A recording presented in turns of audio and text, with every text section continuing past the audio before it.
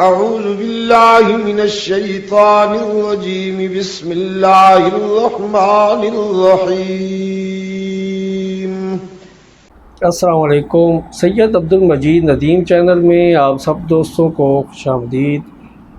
14 مارچ 1986 کمال مصطفیٰ صلی اللہ علیہ وآلہ وسلم کے عنوان پر ایک لاجواب خطاب حضرت شاہ صاحب نے پشاور صدر میں کیا تھا، تو آئیے ہم سب مل کر حضرت شاہ صاحب کا یہ بیان سنتے ہیں۔ الحمد لله وحده والصلاة والسلام على من لا نبي بعده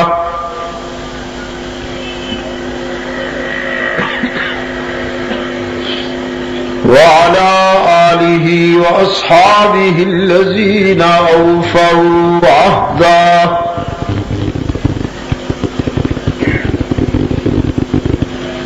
الذين هم مفاتيح الرحمة ومصابيح الغرر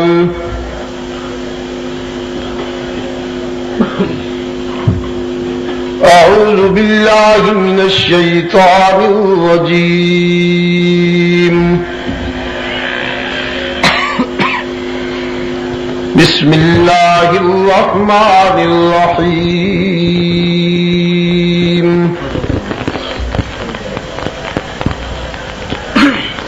إن الله عنده علم الساعة وينزل الغيث ويعلم ما في الأرحام وما تدري نفس ماذا تكسب غدا وما تدري نفس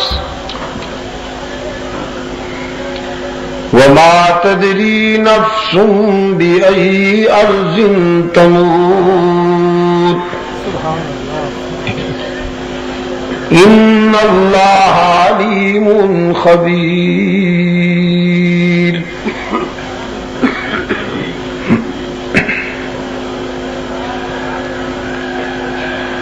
وقال الله تبارك وتعالى في مقام آخر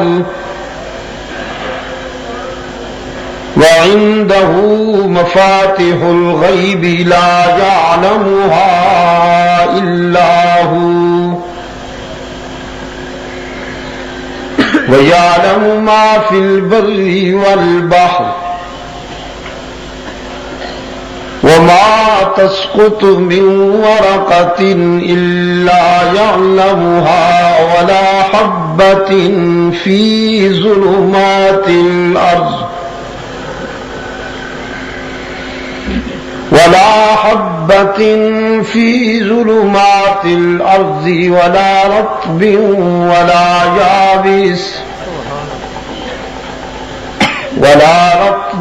ولا يابس إلا في كتاب مبين صدق الله مولانا العظيم وصدق رسوله النبي الأمي الكريم ونحن على ذلك من الشاهدين والشاكرين والحمد لله رب العالمين۔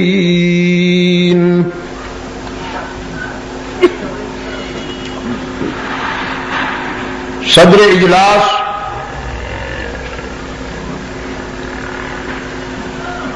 گرامی قدر علماء کرام،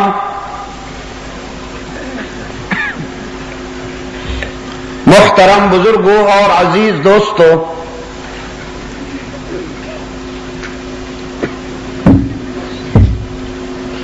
آج 14 مارچ 1986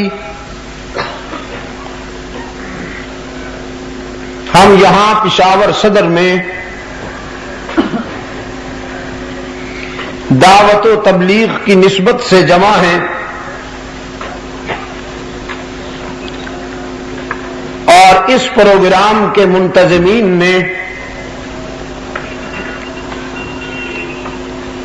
کمال مصطفیٰ کانفرنس کے عنوان سے اس کو معنون کیا ہے.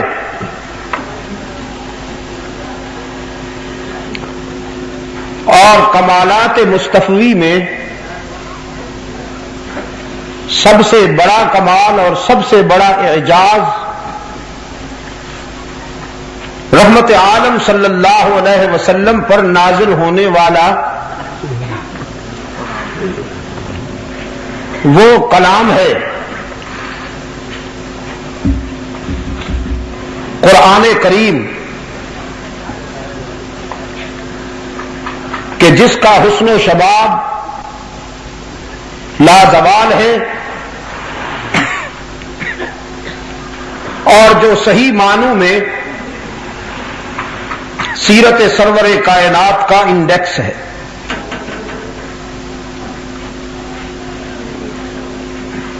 کمالات مصطفی کو سمجھنے کے لیے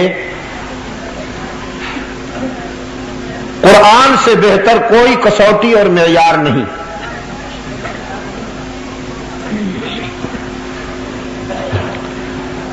اللہ کے رسول صلی اللہ علیہ وسلم نے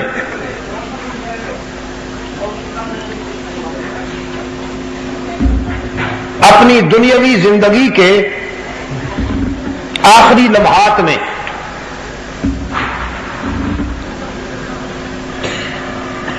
اپنی امت سے ارشاد فرمایا میں تم میں دو چیزیں چھوڑ کر جا رہا ہوں. جب تک ان دو چیزوں سے تم وابستہ رہو گے گمراہ ہونے سے بچے رہو گے.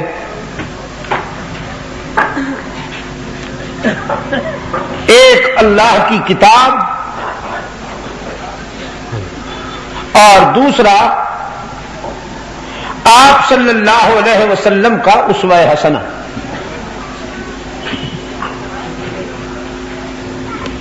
آپ صلی اللہ علیہ وسلم کا اسوہ حسنہ اور سیرت طیبہ یا آپ کے صحابہ کا کردار در حقیقت قرآنی تعلیمات کا عملی برہان ہے اور پہچان ہے.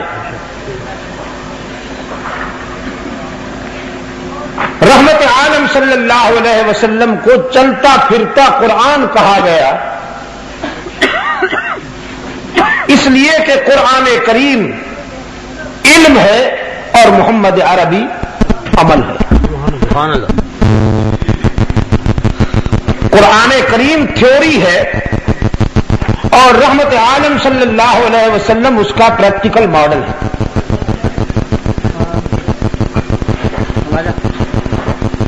اس تمہید کے بعد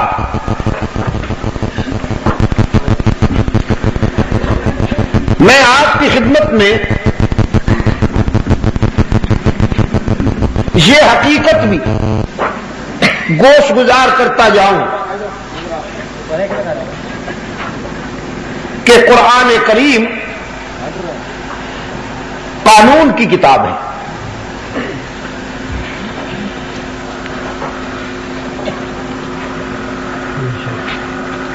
کچھ لوگوں نے اسے محض تبرک کی کتاب سمجھ لیا.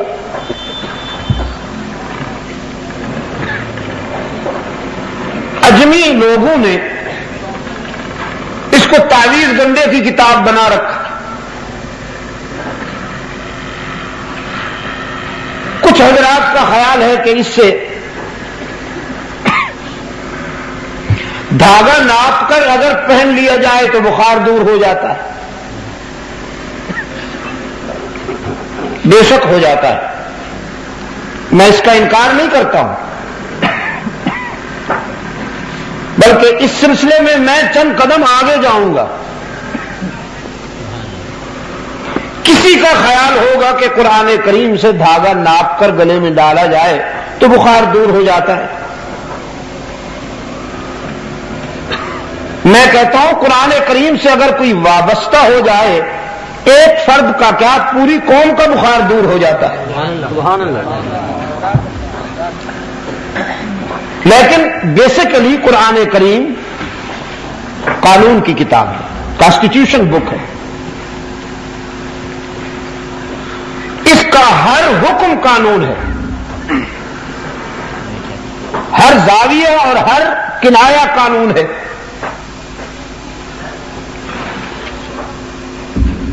خدا نخواستہ اگر کوئی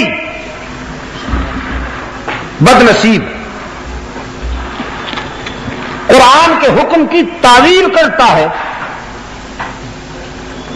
یا اس میں تحریف کرتا ہے، تبدیلی کرتا ہے، تو وہ اللہ کے قانون کا باغی ہے. اور قانون کے باغی کی سزا بڑی دردناک ہوا کرتی ہے.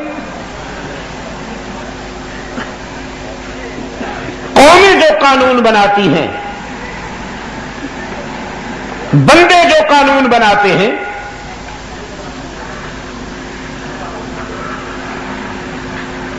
اس کا تحفظ اور اس کی بالادستی اس حد تک ملحوظ رکھی جاتی ہے، یہ اہل نظر پر مخفی نہیں. اللہ نے جو قانون بنایا بنی نوع انسان کے لیے، اپنے آخری رسول کے ذریعے جو دستور حیات مرحمت فرمایا، اللہ کے نزدیک اس کی اہمیت کا یہ عالم ہے کہ وہ اپنے اس نافذ کردہ قانون کی حفاظت خود کرتا ہے. بندوں میں سے کوئی شخص چاہے وہ کتنا ہی مضبوط اور مستحکم کیوں نہ ہو، لیکن وہ یہ دعویٰ نہیں کر سکتا کہ میں اللہ کے قانون کا محافظ ہوں، قرآن کریم کا محافظ ہوں. اللہ نے خود ذمہ داری لی ہے اس قانون کی حفاظت کرنے کی. اور در حقیقت سرکار دو عالم صلی اللہ علیہ وسلم کے انقلاب رحمت کا تحفظ بھی اسی میں ہے کہ قرآن محفوظ رہے. قرآن کا محفوظ ہونا گویا سیرت سرور کائنات کا محفوظ ہونا ہے.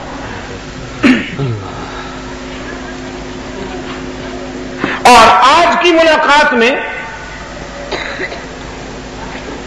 قرآن کریم کے پیش کردہ 5 ضابطوں پر میں گفتگو کروں گا.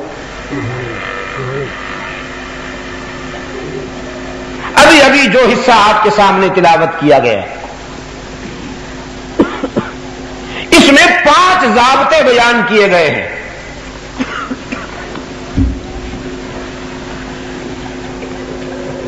فرمایا ان اللہ عنده علم الساعة، ایک وَيُنَزِّلُ الْغَيْثَ،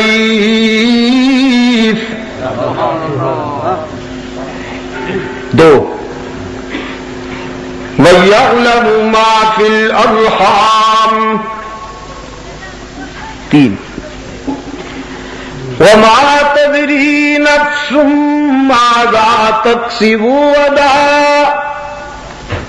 4 وَمَا تَدْرِي نَفْسٌ بِأَيِّ أَرْضٍ تَمُوتُ،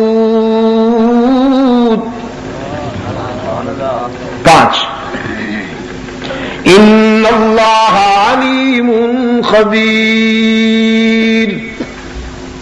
تتمہ. قرآن پاک نے پہلا ضابطہ بیان کرتے ہوئے فرمایا ان اللہ عنده علم الساعة،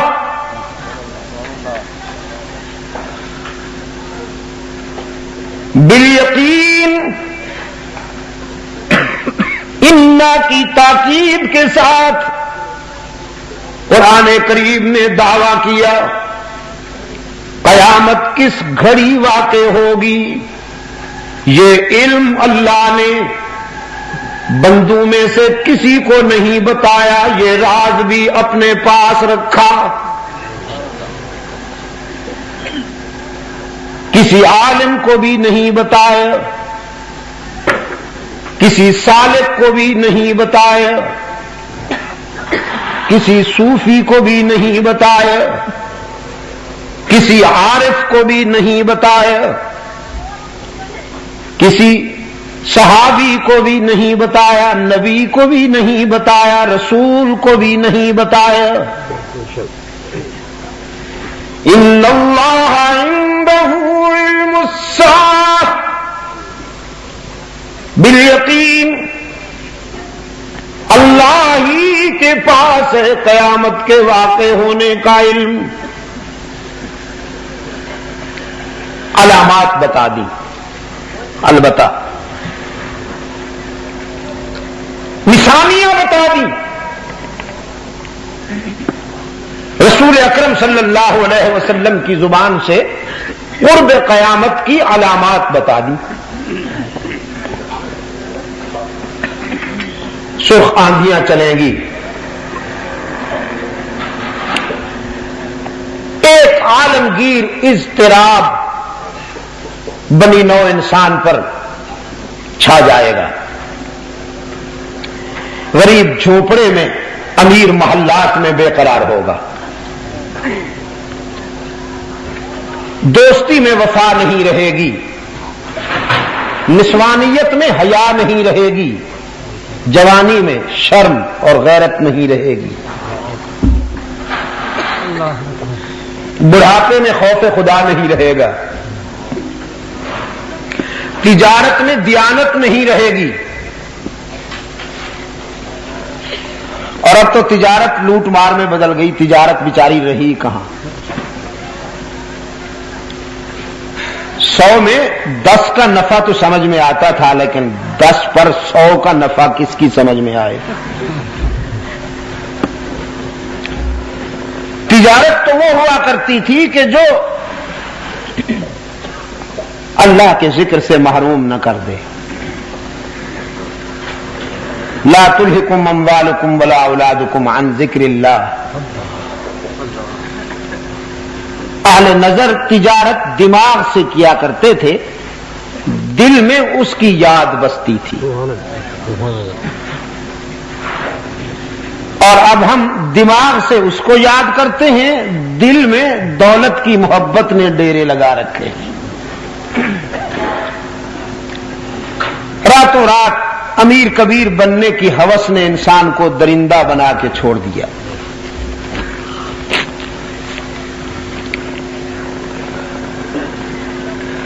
میں تو حیران ہوتا ہوں کبھی کبھی،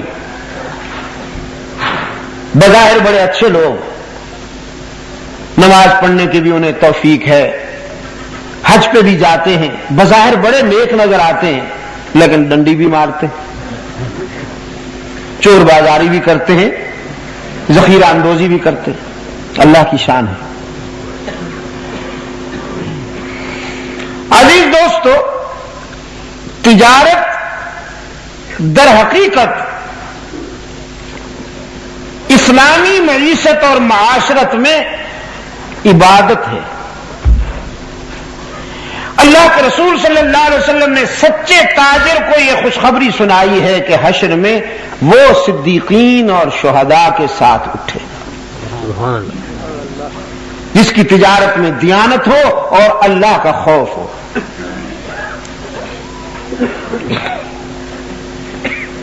لیکن آج جو صورتحال ہمارے سامنے ہے، اللہ ہمارے حال پہ رحم فرمائے۔ تو یہ قرب قیامت کی علامات میں سے ہے کہ تجارت سے دیانت رخصت ہو جائے گی، زلزلے آئیں گے، دھرتی کبھی کبھی کانپ کانپ کر اولاد آدم کو اشارے کرے گی، کاشن دے گی کہ تیری بدعمالیاں قابل برداشت نہیں رہی، اب تو اس قابل نہیں ہے کہ میں تجھے اپنی پشت پر برداشت کروں۔ پچھلے دنوں کراچی کانپ رہی تھی، پڑھتے ہوں گے آپ اخبارات میں، انہی دنوں میرا جانا ہوا تو بہت سے دوست جمع ہوئے، کہنے لگے جی دعا فرمائیے کہ زلزلے کم ہو جائیں، ختم ہو جائیں۔ تو میں نے ان سے درخواست کی کہ ہم بھی کچھ بدلنے کے لیے تیار ہیں، یا فطرت کے ضابطوں کو بدلنے کی آرزو رکھتے ہیں؟ فطرت اپنے ضابطے نہیں بدلا کرتی، اگر ہم نہیں بدلیں گے تو فطرت کے ضابطے لاگو ہوں گے، ان سے بچنا ممکن نہیں۔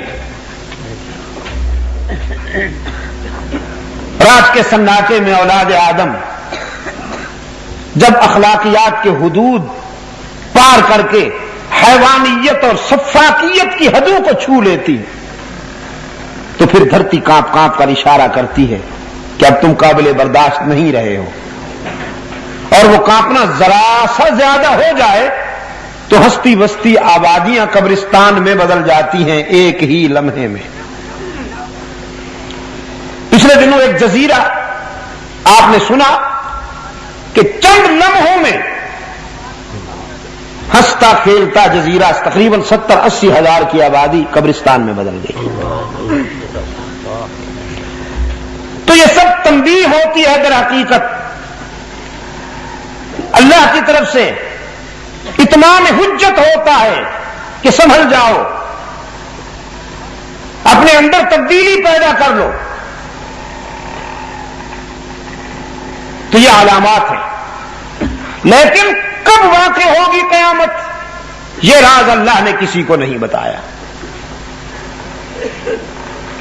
اس پر کسی عالم کو بھی محسوس نہیں کرنا چاہیے کہ مجھے یہ راز کیوں نہیں بتایا گیا، میں تو بہت بڑا فاضل ہوں۔ کسی صوفی، کسی عارف اور سالک کو بھی یہ محسوس نہیں کرنا چاہیے کہ یہ راز ہمیں کیوں نہیں بتایا گیا۔ یہ اس لیے نہیں بتایا گیا کہ قانون ہے، قیامت کس گھڑی واقع ہوگی یہ راز اللہ نے اپنے پاس رکھا ہے، قانون کی بات ہے۔ فرمایا ان اللہ عنده علم الساعة وينزل الغیث، بارش کب، کہاں اور کتنی مقدار میں آئے گی۔ رحمت عالم صلی اللہ علیہ وسلم نے فرمایا دھرتی کے سینے پر جب می برستا ہے، جب بارش برستی ہے تو ہر بوند اس کے علم میں محفوظ ہوتی ہے، بارش کا ہر قطرہ اس کے علم کا برہان بن کر اترتا ہے، لیکن وہی جانتا ہے کہ بارش کب، کہاں اور کتنی مقدار میں ہونے والی ہے، اس کے سوا کوئی نہیں جانتا۔ وَيَعْلَمُ مَا فِي الْأَرْحَامِ، شکم مادر میں ہونے والا بچہ پیدا ہو کر کیا بنے گا، خوش نصیب ہوگا کہ بد نصیب، تونگر بنے گا کہ گداگر، عالم بنے گا کہ ان پڑھ، نمک حلال ہوگا کہ نمک حرام، وفادار بنے گا کہ غدار، سنگ دل ہوگا کہ رحم دل، ہدایت پر چلے گا کہ ضلالت پر، مشرک ہوگا کہ موحد، مجاہد بنے گا کہ مجاور، یکجائی ہوگا کہ ہرجائی، کوئی نہیں جانتا۔ وَيَعْلَمُ مَا فِي الْأَرْحَامِ، شکم مادر میں بچے کے مقدر کو بھی اس کے سوا کوئی نہیں جانتا۔ فرمایا ما تدری نفس ماذا تکسب غدا، اور یہ بھی کوئی نہیں جانتا کہ کل کسی کے ہاتھوں سے کیا ہونے والا ہے۔ عالم ما کان و ما یکون بھی وہی ہے۔ انسان اپنے لیے بہتر سوچتا ہے، تدبیر کرتا ہے، لیکن تقدیر کے فیصلے اس کی مشیت کے مطابق ہوا کرتے ہیں۔ حضرت علی رضی اللہ تعالیٰ عنہ فرماتے ہیں اللہ کی پہچان کے لیے بہت سی دلیلیں ہیں، لیکن سب سے بڑی دلیل جس نے مجھے متاثر کیا وہ یہ ہے کہ وہ نہیں ہوتا جو میں چاہتا ہوں، وہی ہوتا ہے جو وہ چاہتا ہے۔ میں نے اپنے عزائم اور اپنے ارادوں کی ناکامی پر اپنے اللہ کو پہچانا ہے۔ کوئی نہیں جو میرے ارادوں کے سامنے رکاوٹ بن سکے، لیکن وہ سب سے بڑا ہے، وہی ہوتا ہے جو منظور خدا ہوتا ہے۔ وما تدری نفس ماذا تکسب غدا، کل کیا ہونے والا ہے فرش والوں میں سے کوئی نہیں جانتا، کون جانتا ہے پشاور والوں؟ کون جانتا ہے؟ سردی کا اثر تو نہیں ہے؟ ہاں تو پھر ذرا ضمیر کی گہرائیوں سے جواب دیجئے، معدے سے نہیں، ضمیر سے۔ کل کیا ہونے والا ہے کون جانتا ہے؟ جزاک اللہ۔ اب اکیلے میں تو نہیں نا، ساری بیماریوں کا علاج کا ٹھیکہ میں نے تو نہیں لے رکھا، کچھ حصہ آپ کا بھی شامل ہونا چاہیے۔ کل کیا ہونے والا ہے کون جانتا ہے؟ اللہ ہی۔ بنو نجد کے علاقہ میں بنو سلیم کی آبادی مختلف قبائل کے عنوان سے رہتی ہے۔ سرکار دو عالم صلی اللہ علیہ وسلم کی خدمت میں ایک وفد آیا، کہا گیا اللہ کے رسول ہم چاہتے ہیں کہ ہمیں ہدایت نصیب ہو، اسلام کی دعوت و تبلیغ عام کرنے کے لیے آپ مبلغین کا ایک وفد بھیجیے، یعنی تبلیغی جماعت بھیجیے۔ اور اسی علاقہ نجد میں بنو سلیم کی آبادی میں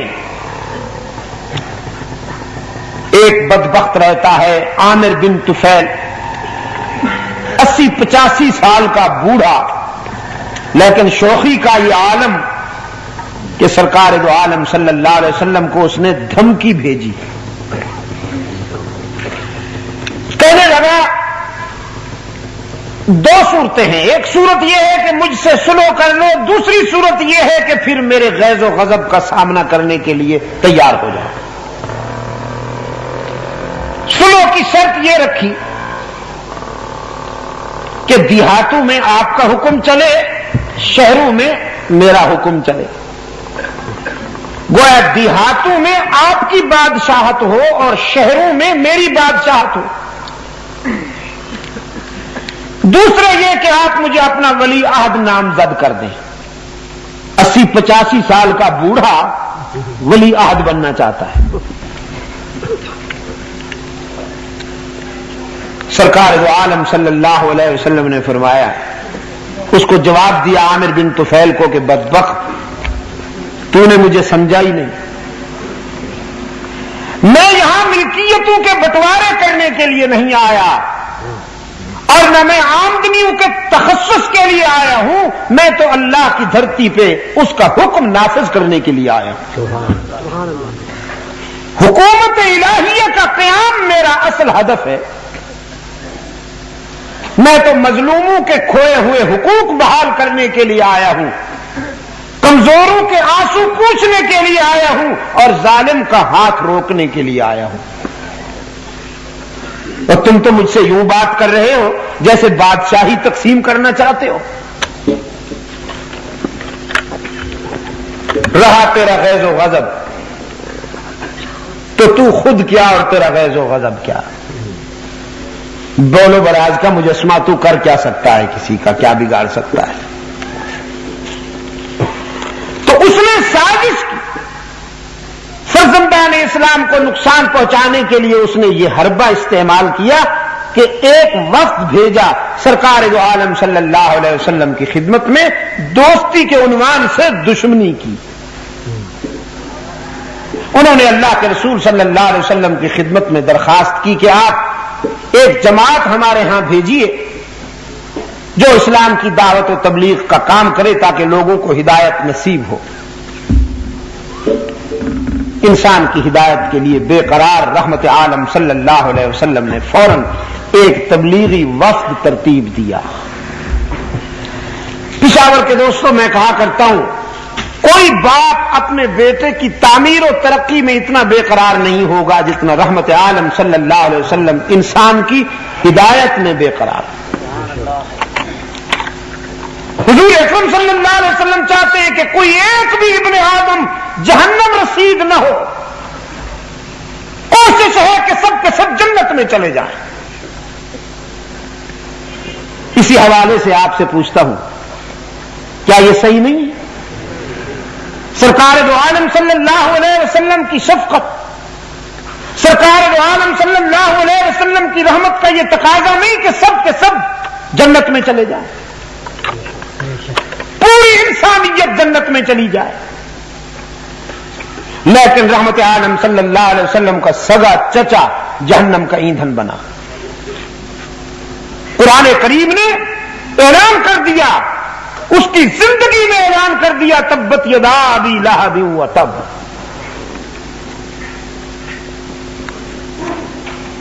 سرکار دو عالم صلی اللہ علیہ وسلم چاہتے ہیں کہ بنی نوع انسان کا کوئی ایک بھی فرد جہنم میں نہ جائے، لیکن لوگ جہنم رسید ہوئے، اس لیے کہ اختیار اللہ کے پاس ہے۔ رحمت عالم صلی اللہ علیہ وسلم چاہتے ہیں، دعائیں کرتے ہیں، بے قرار ہیں، فَلَعَلَّكَ بَاخِعٌ نَفْسَكَ عَلَىٰ آثَارِهِمْ إِن لَّمْ يُؤْمِنُوا، قرآن کہتا ہے، لیکن چونکہ اختیار اللہ کے پاس ہے۔ ایک پیغمبر کا بیٹا جہنم میں چلا گیا، ایک پیغمبر کا باپ جہنم میں چلا گیا، ہمارے آقا کے چچا جہنم میں چلے گئے، اس لیے کہ اختیار اللہ کے پاس۔ سرکار دو عالم صلی اللہ علیہ وسلم نے ایک وفد ترتیب دیا، 70 مسلمان اس کام کے لیے منتخب ہوئے جو قرآن کے قاری تھے، صائم الدہر تھے اور قائم اللیل تھے۔ جن 70 افراد کو اللہ کے رسول صلی اللہ علیہ وسلم نے اس جماعت میں منتخب فرمایا، ان کے بارے میں حضرت انس بن مالک رضی اللہ تعالی عنہ فرماتے ہیں، بخاری شریف کی روایت ہے کہ کانوا یختتمون بالنہار ویصلون باللیل، وہ ایسے روشن ضمیر تھے کہ دن کو لکڑیاں چن چن کر اپنا معاش پیدا کرتے تھے، لکڑیاں چن کر بیچ کر کسب معاش کرتے تھے، اور رات کو جب عابد بن کر مصلی پر کھڑے ہوتے تھے تو اللہ کے فرشتے بھی ان کے سجدوں پر رشک کرتے تھے۔ قرآن کے قاری اور پشاور کے دوستوں، یہ اس زمانے کی بات کر رہا ہوں کہ جب اسلام کے چاہنے والوں کی تعداد انگلیوں پر گنی جا سکتی تھی۔ اسلام کے چاہنے والوں کی تعداد کوئی اتنی زیادہ نہیں تھی، ان میں سے 70 قراء کا انتخاب کیا ہے اللہ کے رسول صلی اللہ علیہ وسلم نے۔ 3 آدمی،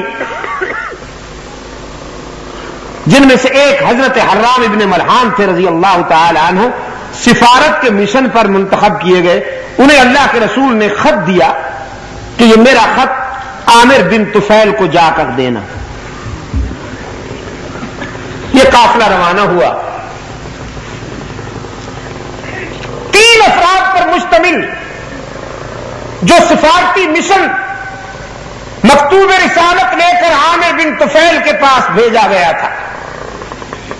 وہ جب عامر بن طفیل کی بستی کے قریب آیا تو حضرت حرام ابن ملحان جو امیر تھے اس وقت کے، انہوں نے اپنے 2 ساتھیوں کو شہر کے باہر کھڑا ہونے کی تلقین فرماتے ہوئے کہا، تم یہاں ٹھہر جاؤ، عامر بن طفیل سے مجھے خیر کی توقع نہیں، وہ بڑا درندہ ہے، انتہائی متکبر اور فرعون قسم کا آدمی ہے، مجھے اس سے خیر کی توقع نہیں، میں جاتا ہوں، اگر اس نے زیادتی کی تو میں مر جاؤں گا، تم تو بچ جاؤ گے نا۔ پشاور کے دوستو، یہ امیر ہے اس وقت کا جو اپنے ساتھیوں کو باہر کھڑا ہونا کی تلقین کرتا ہے اور موت کا سامنا کرنے کے لیے اکیلا جاتا ہے۔ عامر بن طفیل کے پاس پہنچا رسول اللہ صلی اللہ علیہ وسلم کا یہ شاگرد رشید۔ سب سے پہلی بات تو یہ محسوس کی گئی عامر کے دربار میں کہ حضرت حرام نے سجدہ نہیں کیا، اور عامر بن طفیل کے دربار کے آداب تھے کہ جو بھی آئے وہ سجدہ کر کے آئے، سر جھکا کے آئے۔ حضرت حرام بن ملحان سر جھکانے کے بجائے سر اونچا کر کے گئے، اور عامر بن طفیل کی آنکھوں میں آنکھیں ڈال کر مکتوب رسالت پیش کیا۔ اس بدبخت نے اللہ کے رسول صلی اللہ علیہ وسلم کا خط سرسری نگاہ سے دیکھا اور پھر ٹکڑے ٹکڑے کر کے اسے پھینک دیا، بلکہ ایک روایت میں آتا ہے کہ حضرت حرام کے منہ پہ مار دیا، اور پیچھے بیٹھے ہوئے ایک درندے کو اشارہ کیا، اس نے نیزہ اٹھا کے حضرت حرام کی پشت میں مارا جو سینے سے پار ہو گیا، خون کا فوارہ نکلا، اور اس مرد حق آگاہ نے خون کا چلو بھر کے اپنے منہ پہ ملا، اپنے سر پہ ملا، فعل بالدم هكذا فنزعوا على وجهه وراسه ثم قال فزت ورب الكعبة، اپنے چہرے پر شہادت کا خون اور اپنے سر پہ شہادت کا خون ملنے کے بعد نعرہ لگایا، رب کعبہ کی قسم کہ مجھے منزل حیات مل گئی، میں تو کامیاب ہو گیا۔ عامر بن طفیل اور اس کے درباری سناٹے میں دیکھ رہے ہیں کہ یہ کیسے لوگ ہیں، مر رہا ہے اور خوش ہو رہا ہے کہ مجھے منزل مل گئی، میں کامیاب ہو گیا۔ بعد میں عامر بن طفیل کے اسی دربار میں بیٹھنے والے درجنوں لوگ مسلمان ہوئے۔ جب انہوں نے اسلام قبول کیا تو بتایا اعلان تو ہم آج کر رہے ہیں، لیکن اصل میں ہم مسلمان اسی دن ہو گئے تھے جب رسول اللہ کے سفیر حضرت حرام بن ملحان نے عامر بن طفیل کے دربار میں فزت ورب الکعبہ کا نعرہ لگایا تھا۔ اسی دن ہمارے ضمیر نے مان لیا تھا کہ محمد کا پروگرام سچا ہے۔ یہ کیسے لوگ ہیں کہ موت سے نہیں ڈرتے، موت ان سے ڈرتی ہے۔ عامر بن طفیل کی وحشت اور بربریت بڑھی، اس نے قبائل میں جنگ کا بگل بجایا، ہزاروں کی تعداد میں انسان نما درندوں کا لشکر تیار کر کے بیر مہونہ پر جو قراء خیمہ زن تھے ان پر حملہ کر دیا۔ وہ تبلیغی جماعت جنہیں سرکار دو عالم صلی اللہ علیہ وسلم نے بنو سلیم کے قبائل میں دعوت و تبلیغ کے مشن پر روانہ کیا تھا، ان 70 قاریوں پر ان قبائلی درندوں نے حملہ کیا اور چن چن کر ایک ایک کو شہید کر رہے ہیں۔ حدیث میں ان شہداء کی یہ ادا محفوظ ہے کہ جام شہادت نوش کرتے ہوئے سب کی زبان پر یہ جملہ ہے۔ اور حضرت انس بن مالک رضی اللہ تعالیٰ عنہ فرماتے ہیں قرآنی آیات کے علاوہ صحابہ کرام میں ایک عرصے تک سب سے زیادہ جو عبارت پڑھی جاتی اور دہرائی جاتی رہی وہ یہی تھی جو بیر معونہ کے شہداء کی زبان سے بلند ہوئی، اور وہ عبارت کیا ہے؟ فرمایا بلغوا عنا قومنا،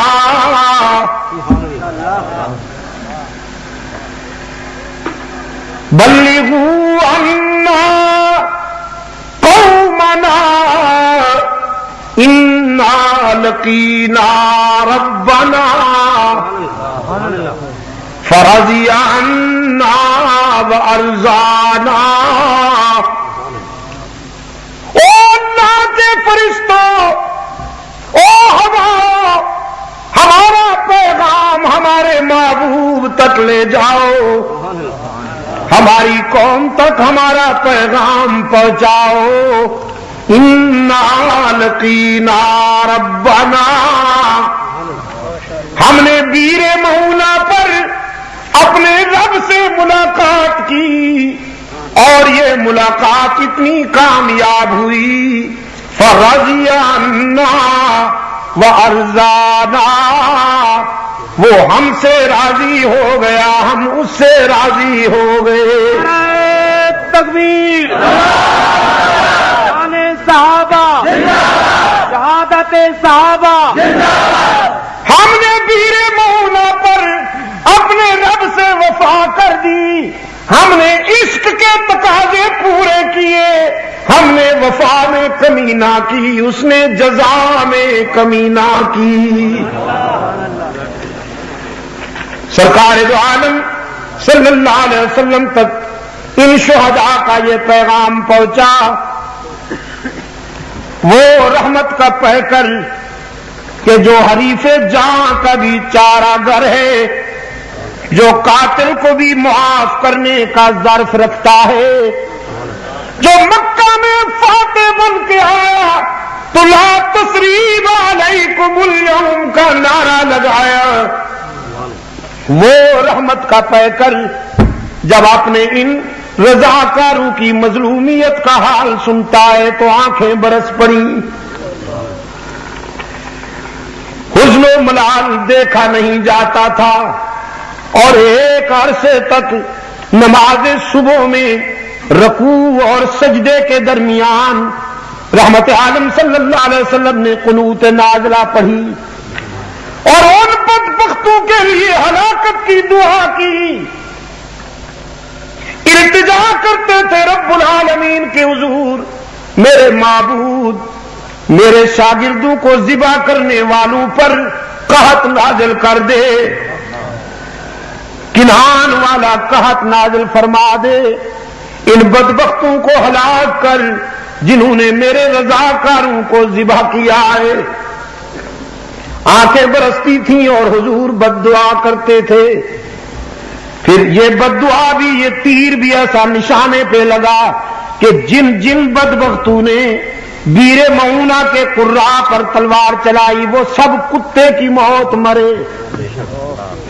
یہی عامر بن طفیل رات کو ایک غلط جگہ جا کے سویا، طاعون کی گلٹی نکل آئی، ایک رات میں وہ اتنی بڑی ہو گئی کہ اٹھا نہیں سکتا تھا، وہیں بلک بلک کر مر گیا، کتے کی موت۔ لیکن آپ سے پوچھتا ہوں پشاور کے روشن ضمیروں، کل کیا ہونے والا ہے کون جانتا ہے؟ اگر میرے آقا کو یہ معلوم ہوتا کہ بیر معونہ پہ جا کر میرے رضاکاروں کو ذبح کر دیا جائے گا تو پوچھیے اپنے ضمیر سے اور بتائیے بھیجتے میرے آقا؟ اپنے ان 70 قاریوں کو بھیجتے؟ بھیجا میرے آقا نے، اس لیے کہ کل کی باتیں اس کے سوا کوئی نہیں جانتا، قانون ہے، قرآن کریم کا ضابطہ ہے، ما تدری نفس ماذا تکسب غدا، کل کیا ہونے والا ہے کون جانتا ہے؟ بھی پہ زور دے کر تاکہ بھی کے بیماروں کو شفائے کاملہ نصیب ہو جائے، دائیں بائیں بھی دیکھ کر کوئی چپ بیٹھا ہو تو اس سے بھی کہلوائیے کل کیا ہونے والا ہے کون جانتا ہے؟ اور عجم کے فنکار کہتے ہیں، عجم کے پروفیشنل لیکچرار، جن کا امتیاز یہ ہے کہ انہیں ٹی وی نے اونچا کیا، وہ ٹی وی کی پروڈکشن ہے، جیسے نور جہان کو اونچا کیا ہے نا ٹی وی نے،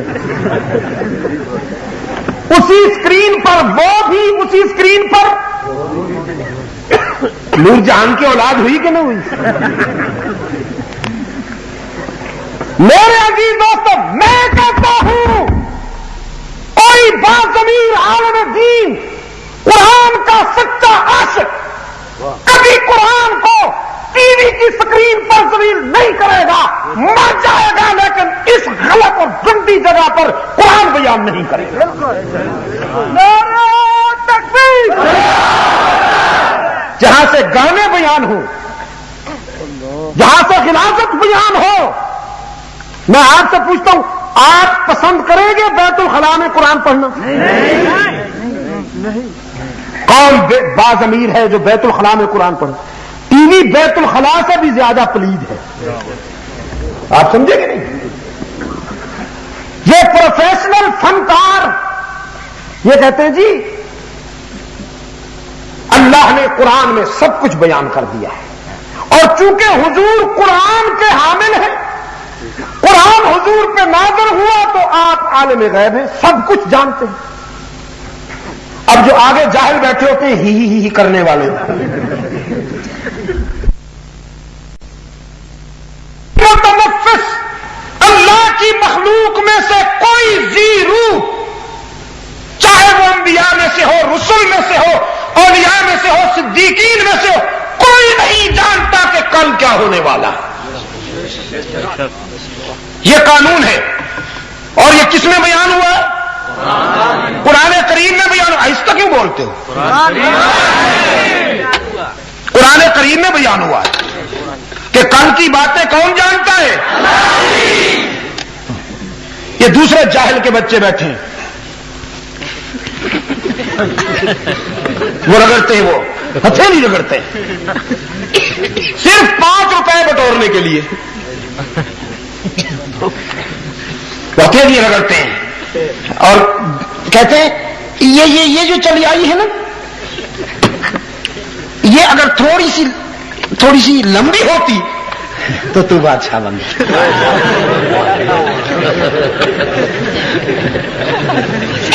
یہی لکیر اگر ذرا یوں ٹیڑھی ہو جاتی تو تجھے وزارت مل جاتی۔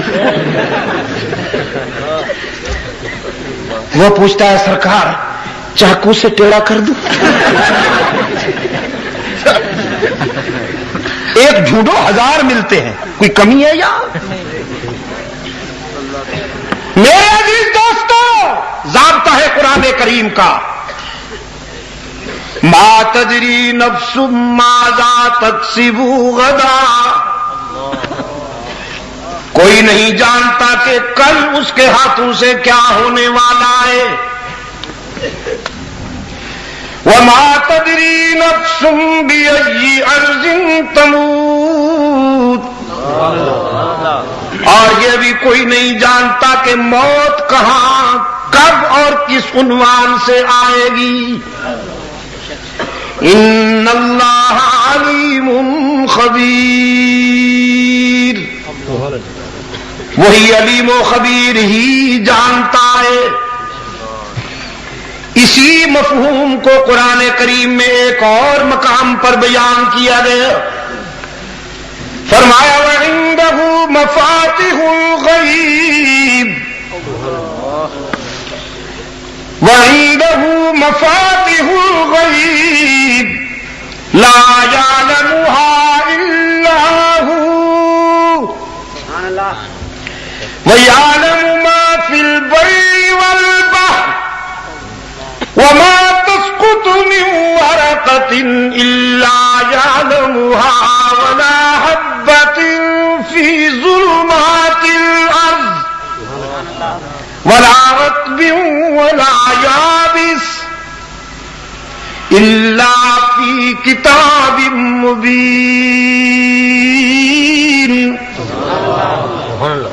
اور اسی کے پاس ہیں غیب کی چابیاں، وَعِندَهُ مَفَاتِحُ الْغَيْبِ، اسی کے پاس ہیں غیب کی چابیاں، چابی نا، چابیاں، چابی نہیں کہا ورنہ پھر گنجائش مل جاتی فنکاروں کو، عجم کے بیماروں کو۔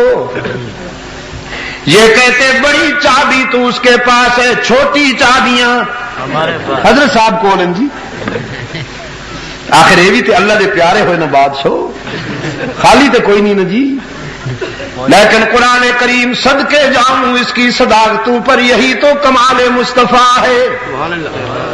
پہرا دے رہا ہے قرآن کریم آپ کے عقائد پر، آپ کے نظریات کی عفت پر پہرا دے رہا ہے قرآن کریم۔ کوئی آئے تو صحیح نقب لگانے کے لیے قرآن کی جلالت سے بچ کے نہیں جائے گا. نعرہ تکبیر، نعرہ ختم نبوت، تعلیم شریعت، عبد المجید ندیم. لوگ چلے گئے، ان کے نظریات بھی ان کے ساتھ چلے گئے. لوگ فنا ہو گئے، ان کی تھیوریز بھی فنا ہو گئیں، وہ بھی دفن ہو گئیں ماضی کے دھندلکوں میں. لیکن یہی تو کمال مصطفیٰ ہے. میرے آقا کی سیرت، میرے آقا کا اسوہ، میرے آقا کا پیغام قرآن کی صورت میں قیامت تک محفوظ رہے گا. اور شرک و بدعت کے جراثیم جب بھی حملہ کریں گے قرآن کریم پوری جلالت کے ساتھ ان کا دفاع کرے گا، بچائے گا آپ کے عقائد کو، بچائے گا آپ کے نظریات کو. وَعِندَهُ مَفَاتِحُ الْغَیْبِ، اسی کے پاس ہے غیب کی چابیاں. چابی نا، چھوٹی بڑی تمام غیب کی چابیاں کس کے پاس؟ رب العالمین نے فرمایا میرے محبوب فکر و نظر کی بلندیوں سے اعلان فرما دیجئے، قل لا يعلم من في السماوات والارض الغیب الا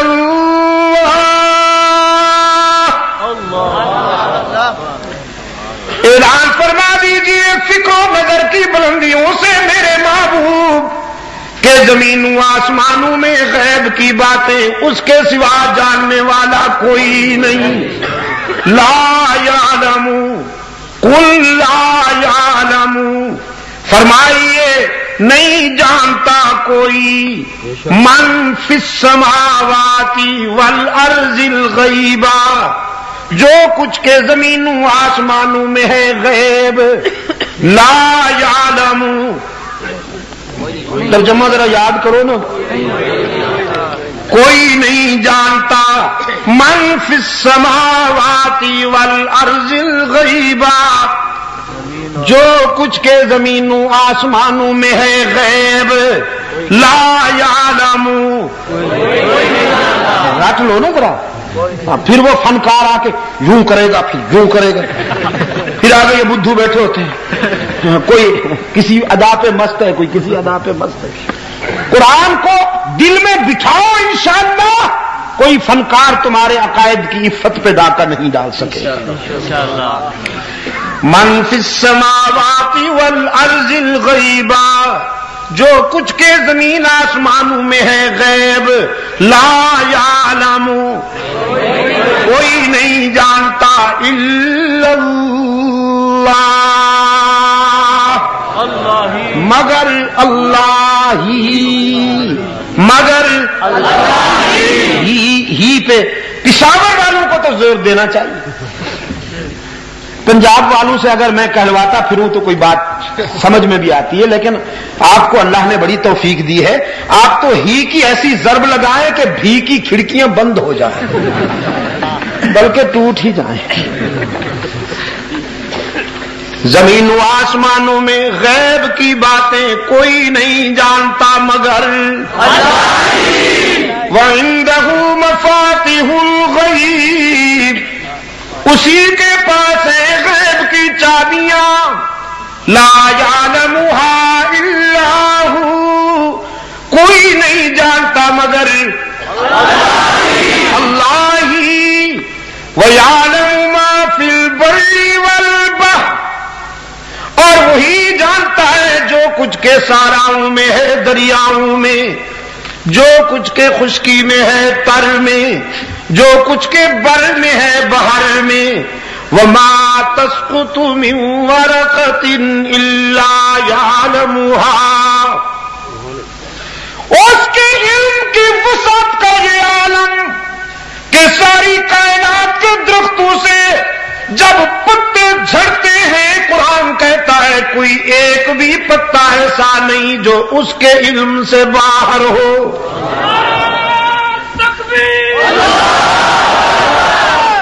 وَمَا تَسْقُطُ تسقط من ورقة إلا يعلمها ولا حبة في ظلمات الأرض، اور دھرتی کے سینے سے اگنے والا کوئی پودا ایسا نہیں جو اس کے علم سے باہر ہو، ولا رطب ولا یابس، جو کچھ کے خشکی میں ہے تر میں، جو کچھ کے بر میں ہے بہر میں، جو کچھ کے جنگلوں میں ہے شہروں میں، جو کچھ کے آبادیوں میں ہے ویرانوں میں، الا فی کتاب مبین، اسے جاننے والا کون؟ یا اللہ بھی اللہ ہی جانتا ہے۔ جزاکم اللہ، دیر خدا یارا، دیر خدا، جزاک اللہ۔ امام مالک رحمت اللہ تعالی علیہ مدینہ طیبہ میں بیٹھے ہیں، اس انتظار میں کہ موت مدینے میں آئے۔ کچھ ایسے بھی خوش نصیب ہیں جو مدینے میں موت کی آرزو لے کر جیتے ہیں اور مدینے میں ہی رہتے ہیں، اور کچھ وہ بھی بد نصیب ہیں کہ جنہیں مدینہ میں جا کر قرار نہیں ملتا، وہاں کے امام کے پیچھے نمازیں نہیں ہوتی۔ نعرہ تکبیر، علماء دیوبند، علماء حق، علماء دیوبند، سید عبد المجید ندیم شاہ صاحب، علماء دیوبند، علماء دیوبند۔ میں نے پچھلے دنوں کراچی جانا ہوا، 7 روزہ ثانی اثنین کانفرنسوں کی سیریز تھی ہماری وہاں۔ یار لوگوں نے بڑی کوشش کی، حکمرانوں کے سامنے جا کے گھٹنے ٹیکے، ان کو روکو، کوئی آ جائے لیکن یہ نہ آئے۔ ظاہر ہے منتیں بھی مانی ہوں گی، اپنے مریدوں میں بیٹھ کے کہا ہوگا نہیں آ سکتے، ہم نے حضرت غوث پاک کو کہہ دیا۔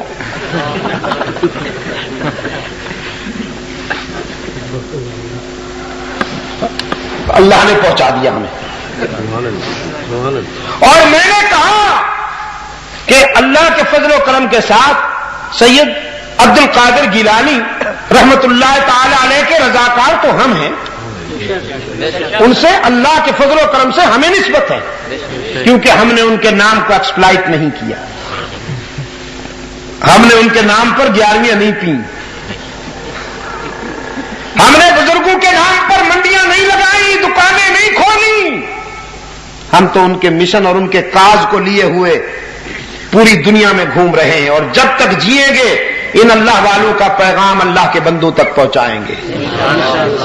اور وہ پیغام کیا ہے کہ اس کے سوا کوئی مسجود نہیں، اس کے سوا کوئی معبود، اس کے سوا کوئی ہر جگہ موجود، اس کے سوا کوئی علام الغیوب نہیں۔ اللہ کے فضل و کرم کے ساتھ 7 کانفرنسیں ہوئیں کراچی میں، جہاں اجازت مل گئی دوستوں کو سبحان اللہ، اور جہاں اجازت نہیں ملی وہاں ہم نے اللہ سے اجازت لینی۔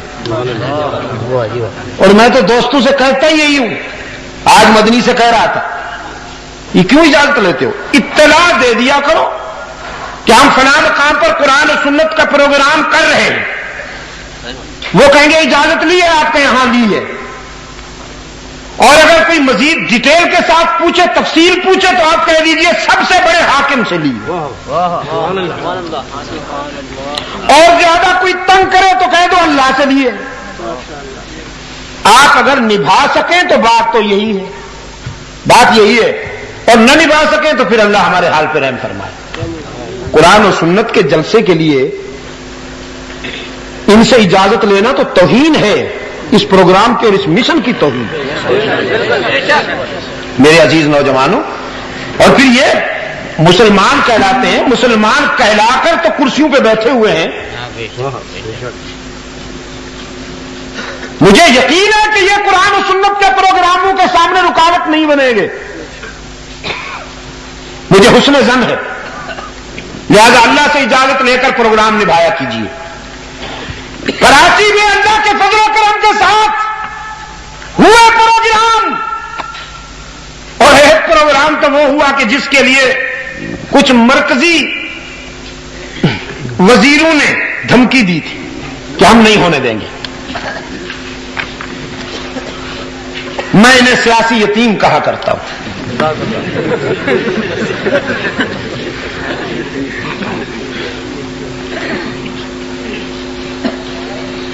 انہوں نے پورا زور لگایا دوستو, جو کچھ کر سکتے تھے پورا زور لگایا, لیکن اس کے کرم کے صدقے جاؤں, توحید و سنت کے پروگرام کو کون روک سکتا ہے؟ اللہ کے فضل و کرم کے ساتھ جلسہ ہوا, رات کے 1 بجے تک قرآن بیان کیا گیا. جب 70-80 ہزار کا سیلاب امڑ آیا اور کوئی نظر نہیں آتا تھا, جدھر بھی سنو الا اللہ, اور اللہ ہی کی آوازیں بلند ہوتی تھی. نعرہ تکبیر, خاتم الانبیاء دیوبند. میرے عزیز دوستو, امام مالک رحمت اللہ علیہ ان خوش نصیبوں میں سے ہیں کہ جنہیں مدینہ میں موت کی آرزو تھی. اللہ انہیں بھی شفائے کاملہ عطا فرمائے. جنہیں مدینہ سے نکال دیا گیا ہے.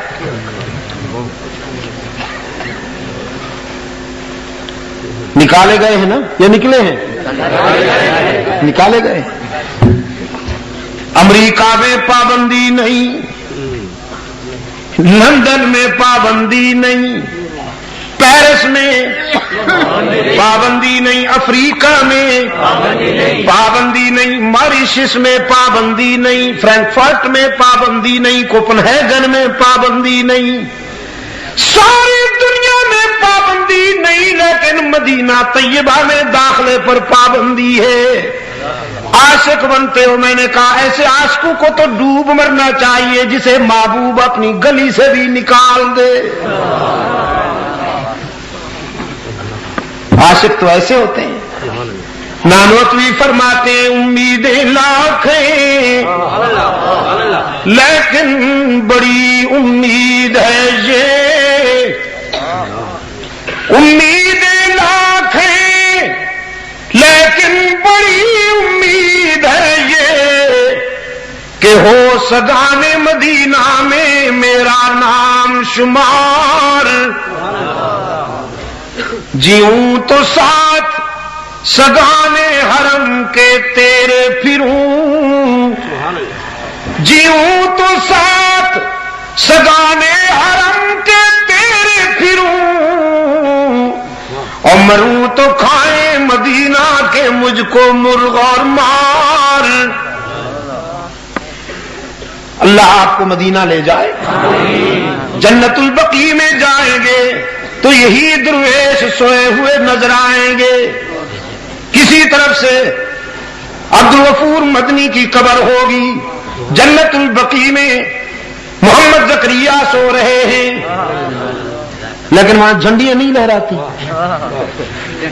جھنڈیاں وہاں نہیں لہراتی, نہ کوئی یتیم بیٹھا ہوا ہے مست کلندر, سب کچھ اندر.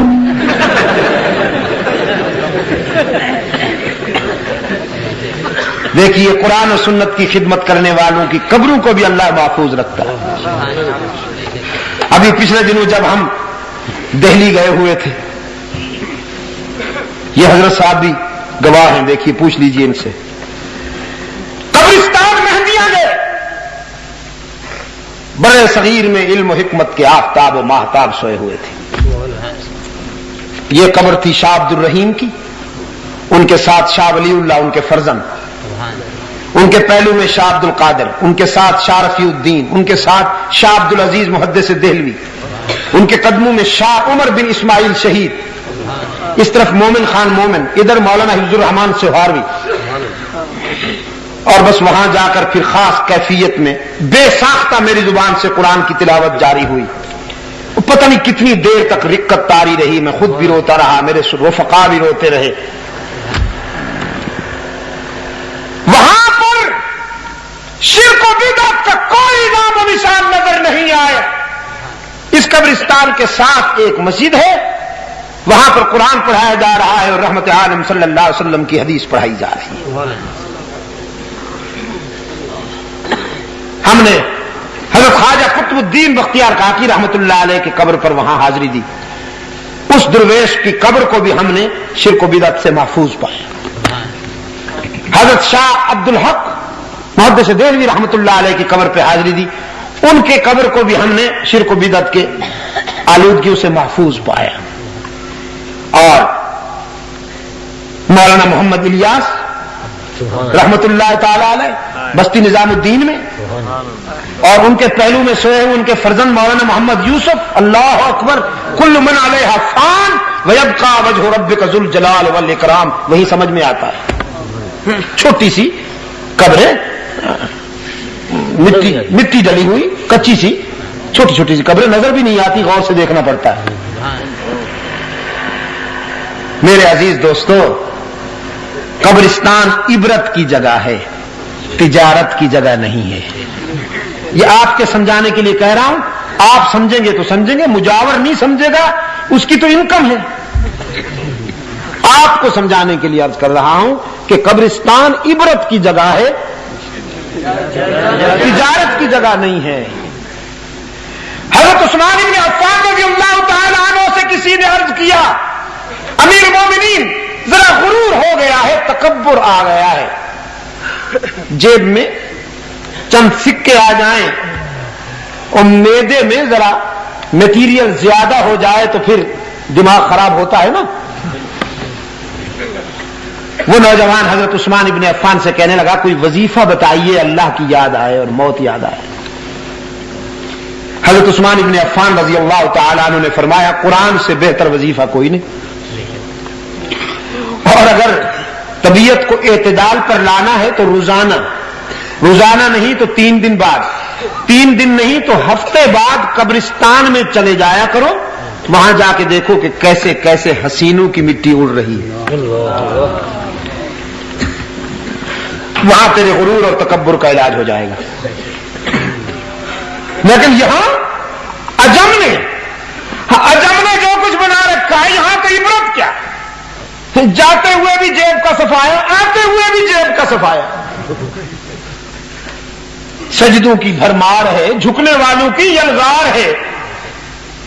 ایک ہندو کوئی بڑا منسٹر تھا، وہ آیا ان کے عرس میلے پر، انڈیا میں دوستوں نے بتایا. اس نے آ کے دیکھا کہ لوگ جھک رہے ہیں، دہلیز پر جھک رہے ہیں، قبر پر جھک رہے ہیں، سجدے کر رہے ہیں.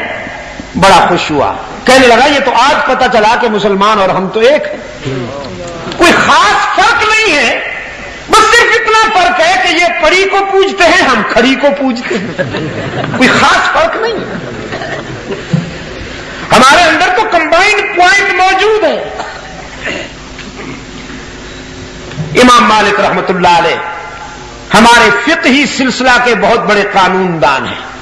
4 سلسلے ہیں نا، حنفی، حنبلی، مالکی، شافعی. امام مالک رحمت اللہ تعالی علیہ مدینہ طیبہ میں اس آرزو میں بیٹھے تھے کہ موت یہیں آ جائے. حج کا موسم آ گیا تو خیال آیا حج کراؤں. کون مسلمان ہے جس کا جی نہ چاہتا ہو حج کرنے کو؟ لیکن پھر یہ خیال آیا کہ کہیں راستے میں موت نہ آ جائے، اس لیے کہ اس زمانے کا حج آزمائش ہوا کرتا تھا. قافلے جب مدینہ طیبہ سے چلتے تھے مکہ مکرمہ کے لیے، دہکتے ہوئے صحرا پر اونٹ، خچر یا پیدل قافلے جب چلا کرتے تھے، خرد و نوش کا سامان لیے ہوئے کئی ہفتے راستے میں لگتے اور بسا اوقات کچھ لوگ فوت بھی ہو جاتے. تو خیال آیا کہیں راستے میں موت نہ آ جائے. خواب میں ایک دن رحمت عالم صلی اللہ علیہ وسلم کی زیارت نصیب ہوگی. زیارت نصیب ہوئی تو جلدی سے عرض کیا اللہ کے رسول میری زندگی کے کتنے دن باقی ہیں, کتنی مدت باقی ہے, موت کب آئے گی؟ اس لیے کہ مدینہ میں مرنے کی آرزو ہے اور یہ بھی چاہتا ہوں کہ حج کراؤں, کہیں راستے میں چھٹی تو نہیں ہو جائے گی. تو رحمت عالم صلی اللہ علیہ وسلم نے اشارہ کر دیا اور امام مالک کی آنکھ کھل گئی. تو سوچ میں پڑ گئے کہ ان 5 انگلیوں سے اشارہ جو کیا گیا اس سے مراد 5 سال ہیں, 5 مہینے ہیں, 5 ہفتے ہیں, 5 دن ہیں یا 5 لمحے ہیں. یہ کتنی مدت باقی ہے موت میں سے؟ تشخص نہیں ہو رہا تھا. تو علامہ ابن سیرین رحمت اللہ علیہ انہی دنوں مدینہ طیبہ میں تشریف رکھتے تھے. علامہ ابن سیرین رحمت اللہ تعالی علیہ وہ عالم ہے رسول اللہ صلی اللہ علیہ وسلم کی امت میں کہ جو خواب کی تعبیر بتانے میں بہت اونچا مقام رکھتے تھے. امام مالک رحمت اللہ علیہ نے اپنا ایک نمائندہ بھیجا علامہ ابن سیرین کے پاس اور ان سے کہا کہ دیکھو میرا نام نہ بتانا, یہ خواب بیان کرنا اور تعبیر پوچھ کر آ جاؤ. یہ نہ بتانا کہ خواب کس نے دیکھا ہے. وہ لوگ بڑے ہی خوش نصیب تھے, اپنی نمائش پسند نہیں کیا کرتے تھے. امام مالک رحمت اللہ علیہ کا نمائندہ ابن سیرین کی خدمت میں آیا, خواب بیان کیا. کسی طرح ایک آدمی نے خواب میں رسول اللہ صلی اللہ علیہ وسلم کی زیارت ہوئی تو پوچھا کہ میری زندگی کے کتنے دن باقی ہیں, تو حضور نے یہ اشارہ کر دیا. وہ آدمی پوچھتا ہے کہ اس اشارے سے مراد کتنی مدت ہے؟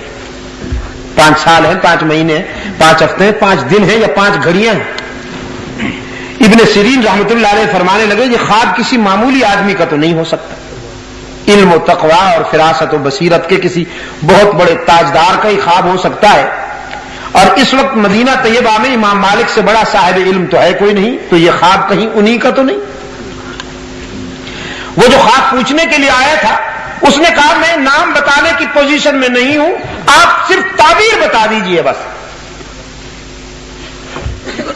ابن سیرین فرمانے لگے وہ اپنا نام نہیں ظاہر کرنا چاہتے تو ہم اتنے سستے ہیں کہ آرام سے تعبیر بتا دیں گے. تم جاؤ اور ان سے کہہ دو جب تک نام نہیں ظاہر کرو گے ہم تعبیر نہیں بتائیں گے. تو مجبوری تھی. امام مالک رحمت اللہ علیہ نے اجازت دیتی کہ جاؤ میرا نام بتا دو اور تعبیر پوچھ کر. وہ آدمی دوبارہ حاضر ہوا, علامہ ابن سیرین رحمت اللہ علیہ کی خدمت میں نام بتایا.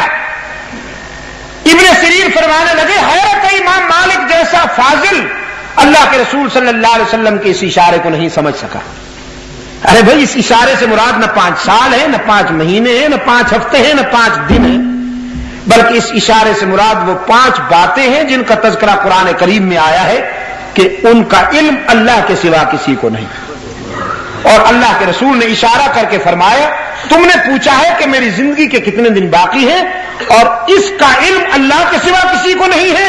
چونکہ یہ ان 5 باتوں میں سے ہے جن کا تذکرہ قرآن میں آیا ہے تو تمہارے سوال کا جواب دینے کی پوزیشن میں میں نہیں ہوں. اور وہ 5 باتیں یہی ہیں جن کا ابھی ابھی میں نے آپ کے سامنے ذکر کیا. فرمایا ان اللہ عندہ علم الساعہ, قیامت کس گھڑی واقع ہوگی کون جانتا ہے؟ اللہ. بارش کب کہاں اور کتنی مقدار میں آئے گی کون جانتا ہے؟ اللہ ہی جانتا ہے. ہاں وہ اپنے محبوب کے اٹھے ہوئے ہاتھوں کی لاج تو رکھ لیتا ہے. یہ تو ایمان ہے ہمارا. الحمدللہ مدینہ طیبہ میں خطبہ جمعہ کے دوران ایک مسلمان نے کھڑے ہو کے عرض کیا اللہ کے رسول ایک عرصہ سے بارش نہیں ہوئی صلی اللہ علیہ وسلم, قحط سالی ہے, پینے کے لیے مویشیوں کو پانی تک میسر نہیں, باران رحمت کی دعا کیجیے. سرکار دو عالم صلی اللہ علیہ وسلم نے دعا کے ہاتھ بلند کیے, فرمایا اللہم انزل علینا الغیث برحمتک وفضلک الہ العالمین. مدینے والے بارش مانگتے ہیں, میں سفارش کرتا ہوں باران رحمت عطا کیجیے۔ رب العالمین نے بادلوں کو حکم دے دیا، جلدی پہنچو مدینے کے آسمان پر، میرے محبوب نے بارش کی طلب میں ہاتھ اٹھا رکھے ہیں، اور میری رحمت کا تقاضا ہے کہ یہ ہاتھ چہرہ انور پر نہ پھرنے پائیں کہ بارش کی بوندیں پہلے پہنچ جائیں۔ سرکار دو عالم صلی اللہ علیہ وسلم کی دعا جاری ہے۔ صحابہ کرام فرماتے ہیں ابھی دعا جاری تھی کہ بارش کی بوندیں مسجد نبوی کی چھت سے ٹپک ٹپک کر رحمت عالم صلی اللہ علیہ وسلم کے چہرہ انور پہ آ گئیں۔ اور آپ سوچ رہے ہوں گے چھت سے ٹپک پڑی بارش کی بوندیں، ٹوٹی ہوئی تھی چھت، لینٹر کریک تھا۔ پشاور کے دوستو، مسجد نبوی کی چھت لینٹر کی تھی کہاں؟ وہ تو کھجور کی پتوں کی چھت ہوا کرتی تھی۔ میں کہا کرتا ہوں اس دور کی مسجدیں کچی ہوتی تھی، نمازی پکے ہوتے تھے۔ اب مسجدیں پکی بن رہی ہیں، نمازی یہ سجدے میں سو جاتے ہیں۔ یہ نادان اس وقت گر جاتے ہیں جب وقت قیام آئے۔ وہ سجدہ روح زمین جس سے کانپ جاتی تھی، اسی کو آج ترستے ہیں ممبر و محراب۔ اب تو اکھاڑے بن گئے، مسجدیں کہاں رہیں؟ اب تو ایک دوسرے کی قوت آزمائی جاتی ہے، چودراہٹ آزمائی جاتی ہے۔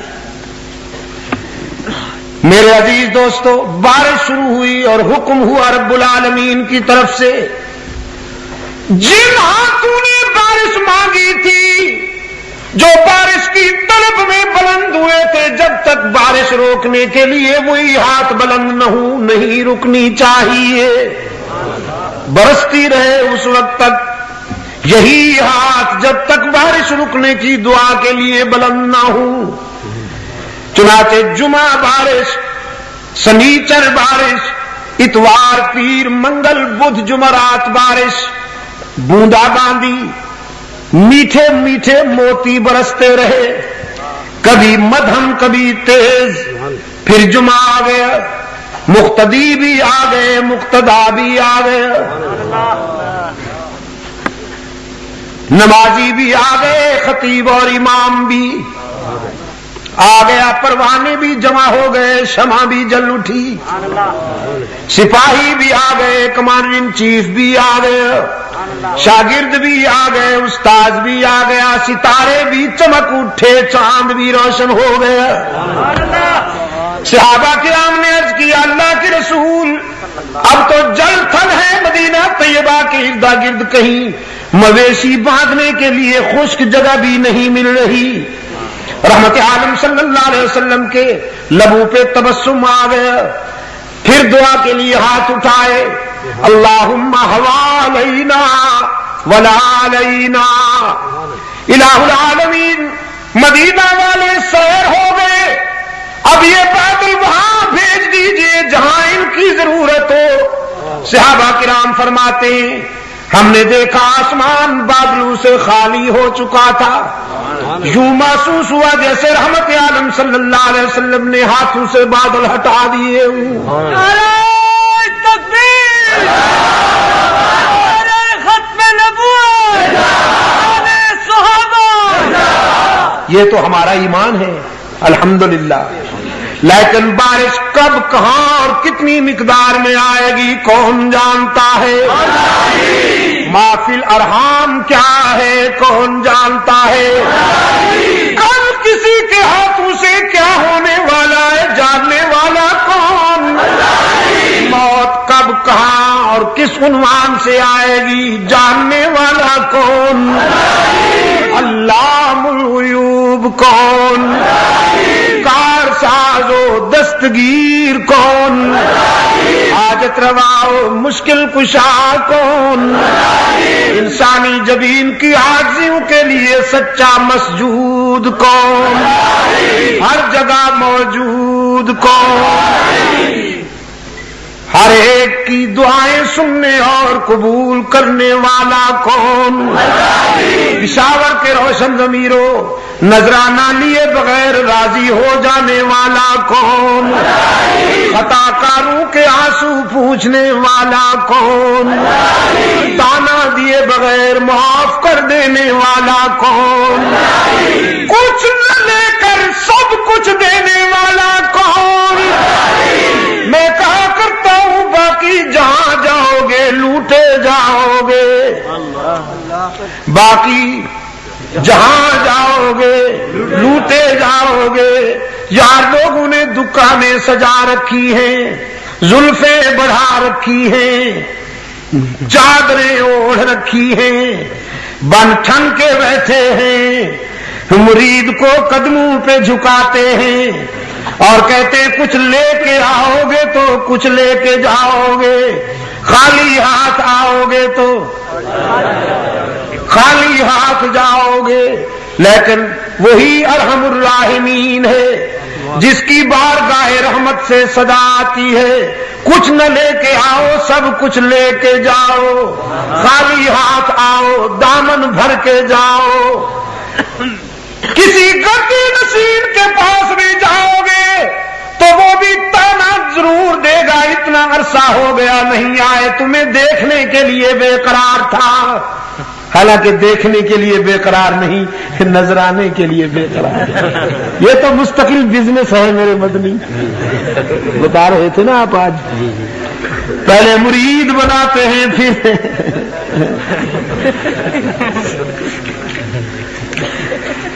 وہ بھی ضرور تانا دے گا، لیکن وہ ارحم الراحمین ہے۔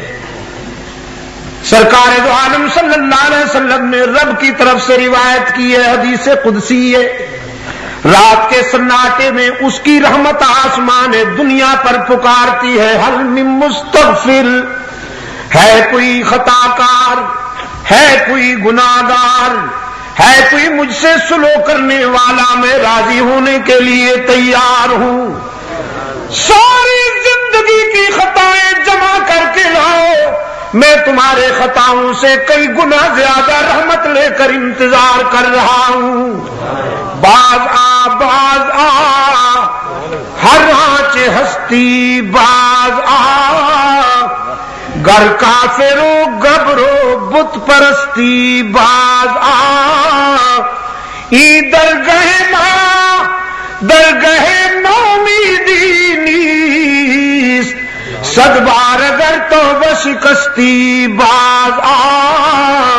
او خطا کار، اگر 100 مرتبہ توبہ کر کے توڑ دی ہے، نبھا نہیں سکا تو مایوس ہونے کی کوئی بات نہیں، ایک مرتبہ پھر میرے در پہ آ کے دیکھ، جبین نیاز جھکا کے دیکھ، لا تیأسوا من روح اللہ، لا تقنطوا من رحمت اللہ، جبین نیاز جھکا کے دیکھ، طلب کا دامن پھیلا کے دیکھ، ندامت کے اشک بہا کے دیکھ، میرے لطف و کرم کو آزما کے دیکھ، تیرے آنے میں دیر ہوگی، میرے راضی ہونے میں دیر نہیں ہوگی۔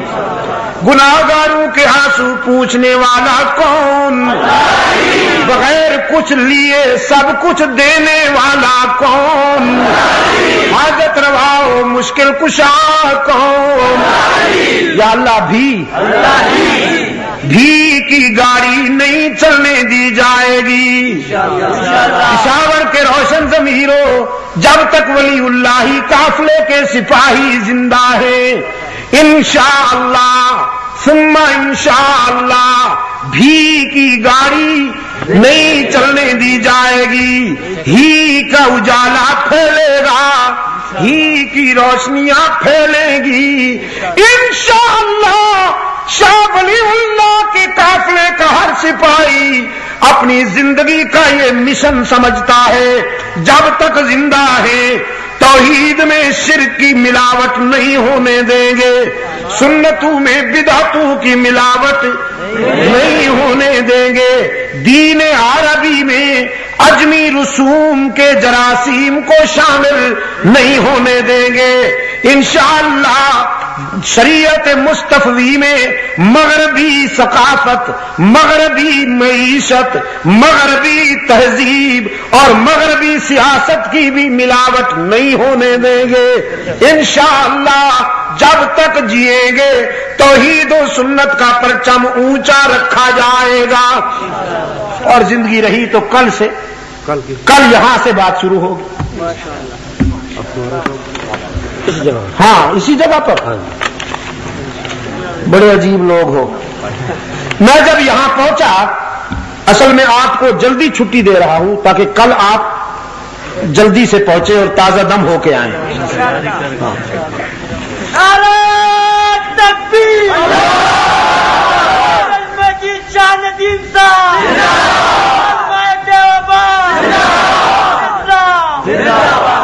وصی رسول و خلیفت ہوں بلا فصل میری ایک تحریر ہے پمفلٹ کی شکل میں، اور یہ ابھی کراچی میں ایک بیان ہوا اللہ کے فضل و کرم سے یار لوگوں کے حلقے میں، اور دل کی بات ہو گئی جو اللہ نے چاہا۔ یہ میں اپنے دوستوں کو خاص طور پر کہوں گا کہ اس کو لے کر پھیلائیں، انشاءاللہ بہت سی بیماریوں کا علاج ہے یہ۔ خاص کیفیت میں یہ بیان ہو گیا، اللہ قبول فرمائے۔ ربنا آتنا فی الدنیا حسنۃ وفی الآخرۃ حسنۃ وقنا عذاب النار۔ اے اللہ عالم اسلام کی مدد فرما، مسلمان جہاں کہیں مظلوم ہیں ان کی دستگیری فرما۔ اے اللہ تمام روحانی جسمانی بیماروں کا۔ ابھی آپ کمال مصطفیٰ صلی اللہ علیہ وآلہ وسلم کے عنوان سے حضرت شاہ صاحب رحمۃ اللہ علیہ کو سماعت فرما رہے تھے۔ جس طرح عنوان کمال کا تھا، اسی طرح بیان بھی حضرت شاہ صاحب کا کمال کا تھا۔ آپ سب دوستوں سے گزارش ہے کہ ہمارے اس چینل کے ساتھ جڑے رہیں اور حضرت شاہ صاحب کے بیانات کو اپنے دوستوں میں اور گروپوں میں شیئر کرتے رہیں۔ آپ سب دوستوں کا بہت شکریہ۔ ملتے ہیں ایک نئی ویڈیو کے ساتھ، تب تک کے لیے اللہ حافظ۔ پاکستان پائندہ باد۔ صدق اللہ مولانا العظیم۔